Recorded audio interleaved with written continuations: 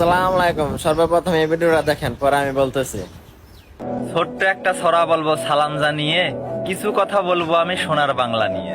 সোনার বাংলা এমন হবে বুঝি নাই তো আগে, স্বাধীন দেশে চাকুরি করতে 20 লক্ষ লাগে। যোগ্য ছেলে যোগ্য মেয়ে ঘুরতেছে রাস্তায়, অযোগ্যরা চাকুরি করে টাকা লাগে না সস্তায়। গরিব মরে না খেয়ে নাই কারো মাথা ব্যথা, এই দুঃখ বলবো কোথায় আছে অন্তরে গাথা। আসল যোদ্ধার খবরই নাই, নকলদের চলে কথা, নেতার মাথায় ছাতা ধরলেই পায় মুক্তি ভাতা।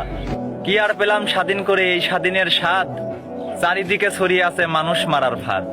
ধনীরাই দেখি ধনী হচ্ছে, গরিব হচ্ছে শেষ, স্বাধীন করে পেলাম বুঝি সোনার বাংলাদেশ। মৃত্যুর সমান পরিশ্রম করে গরিব ছড়াই ঘাম, রাজারা থাকে মহাসুখে প্রজাই পায় না দাম।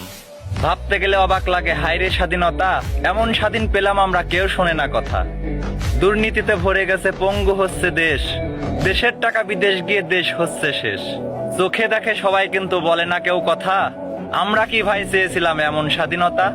চারিদিকে চলছে এখন কোটা আন্দোলন, এই আন্দোলনে মরছে কত দেশের জনগণ। জনগণের স্বাধীনতা কোথায় গেল হায়রে, অধিকারটা চাইতে গিয়ে রাজাকার হলাম ভাইরে।